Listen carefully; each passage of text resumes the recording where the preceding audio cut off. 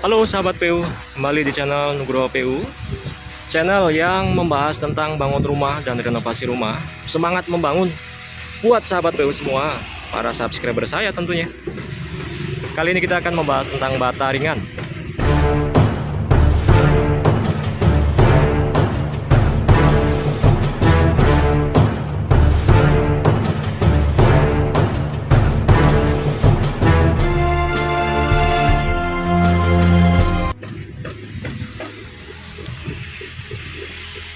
Baik, saat ini saya sedang berada di Jakarta Pusat.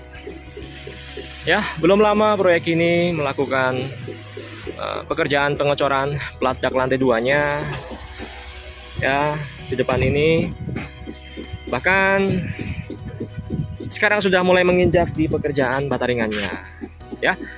Namun kali ini, pada uploadan kali ini kita akan berfokus hanya pada bata ringannya saja. Ya. Yang pertama, jenis bata ringan yang kami pakai itu yang berjenis AAC atau bata ringan yang pengeringannya itu dikerjakan oleh mesin oven ya. Jadi tidak dikeringkan secara manual, dijemur dan sebagainya. Namun ini adalah bata ringan yang pengeringannya dikerjakan oleh mesin oven ya.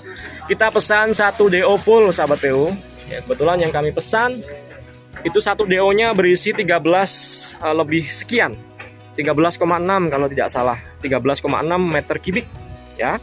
Bata ringan ini satuannya adalah kubik untuk pembeliannya. Namun kalau untuk di toko bangunan kecil itu juga bisa diecer kok sahabat PU. Jadi beli per biji gitu ya, atau per buah itu juga bisa. Namun kalau skala sebagai pemborong proyek tentu lebih menguntungkan kalau kita beli 1 DO langsung ya. Nah, kemudian ini adalah tampak secara lebih detail bata ringan yang kami pakai ya. Lebarnya ya dari sudut sini ke sini itu adalah 10 cm ya. Kemudian tingginya ya dari sini menuju ke sini adalah 20 cm. Kemudian panjangnya ke sini ya. Panjangnya dari sudut sini menuju ke sini adalah 60 cm. Bagi para subscriber lama saya tentu paham betul ya terkait dengan ukuran bata ringan yang kami pakai. Ya. Oke, kemudian bata ringan dengan tebal 10 cm ini nanti ketika diplester dan diaci, kurang lebih hasilnya ya. Hasil jadinya adalah 14 sampai 15 cm untuk ketebalan dindingnya. Ya. Kemudian kok beberapa ada yang pakai bata ringan 7,5 cm Pak Nugroho, ini kok pakai 10 cm? Ya ada beberapa hal. Yang pertama, rumah itu memiliki klasifikasi ya. Jadi ada rumah standar, menengah, dan lain sebagainya. Maka terdapat juga perbedaan penggunaan jenis bata ringannya ya sahabat PU ya. Jadi tidak bisa digeneralisir sahabat PU. Nah, kemudian permukaan bata ringan itu adalah seperti ini. Ya. Jadi tidak benar-benar halus, dia tetap memiliki tekstur seperti ini. Kemudian hanya direkatkan dengan perekat bata ringan yang ketebalannya ya, ini ya sahabat PU ya. Itu hanya sekitar 2 sampai 3 mm saja. Dan ini yang benar. Ya.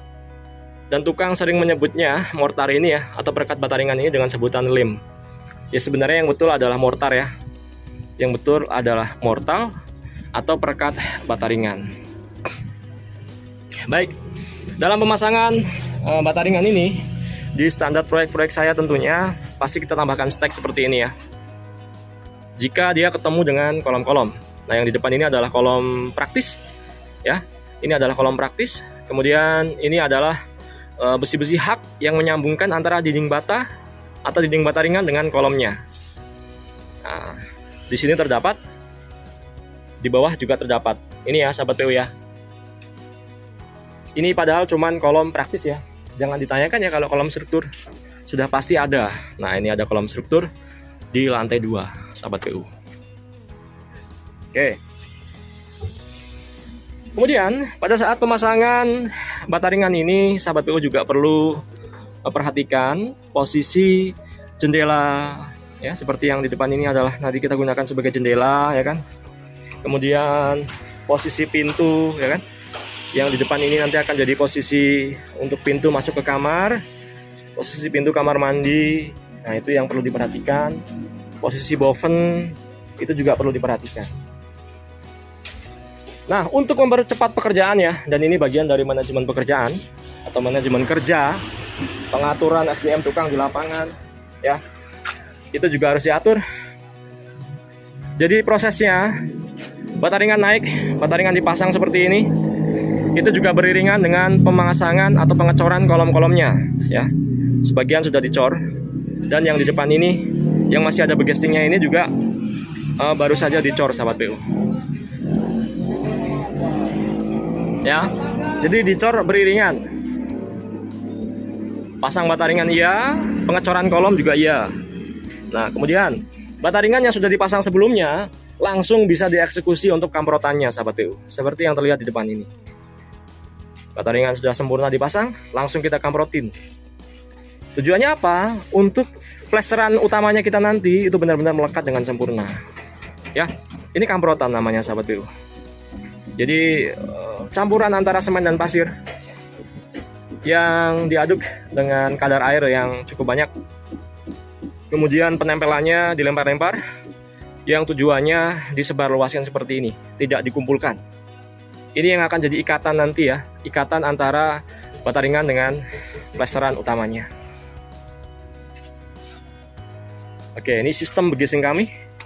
Kita pergunakan triplek 9 mm dengan rangka-rangkanya kayu kaso 46. Kemudian kita ikat dengan menggunakan kawat-kawat bendrat seperti ini.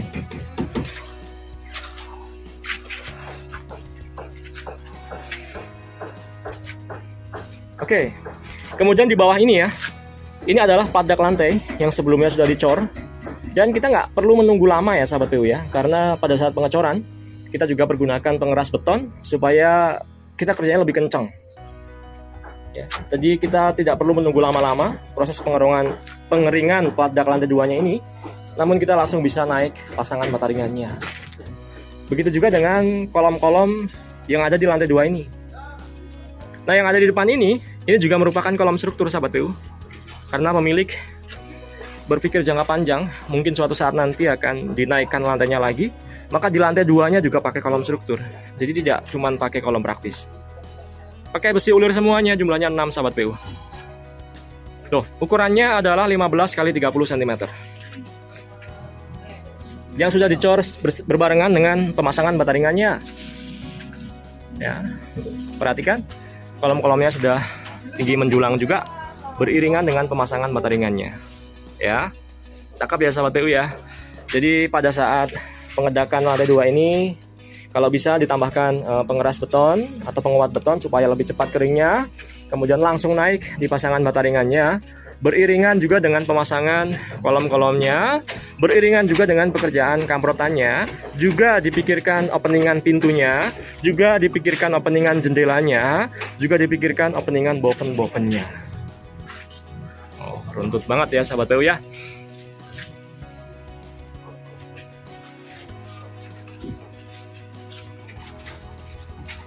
Oke, bahkan pada sisi samping ini pasangan bataringan kami sudah cukup tinggi, sahabat PU. 1, 2, 3, 4, 5, 6, 7, 8, 9, 10, 11, 12, 13, 14. Sudah sampai ke 14 susun bataringan. Ya, kemudian ini bagi yang pengen tahu pemotong bataringan itu seperti apa, bentuknya adalah seperti ini. Ini gergaji khusus pemotong bataringan. Ya. Bentuknya sama kayak gergaji kayu, cuman geriginya lebih besar-besar. Kayak gigi hiu, sahabat PU ya. Bataringan ini bisa dipotong dengan menggunakan gergaji khusus bataringan seperti ini, atau juga bisa dipahat dengan menggunakan pahat beton. Ya. Oke, kemudian ini adalah dolak tempat kita membuat adukan kamprotan ya. Ini ya, untuk bikin kamprotan ini juga sudah kita siapkan. Kita ngaduk di atas supaya lebih gampang mobilisasinya. Ya kan, pasirnya udah ready, semennya udah ready. Kita pasang. Kemudian kalau untuk pasang bataringannya kita pakai MU ya, perekat khusus untuk bataringan. Semen Gresik ini hanya untuk pekerjaan kamprotan ini saja, sahabat PU.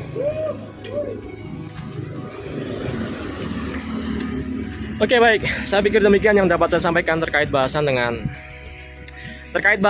tentang pasangan bata ringan di lantai 2 ini. Sahabat PU, semoga menginspirasi. Bagi yang mau bangun rumah atau merenovasi rumah, silakan hubungi nomor WhatsApp yang ada di deskripsi video ini. Bagi yang belum subscribe, silakan subscribe serta nyalakan lonceng notifikasinya karena kami akan berbagi video setiap hari. Semoga menginspirasi ya sahabat PU ya. Terima kasih banyak. Assalamualaikum.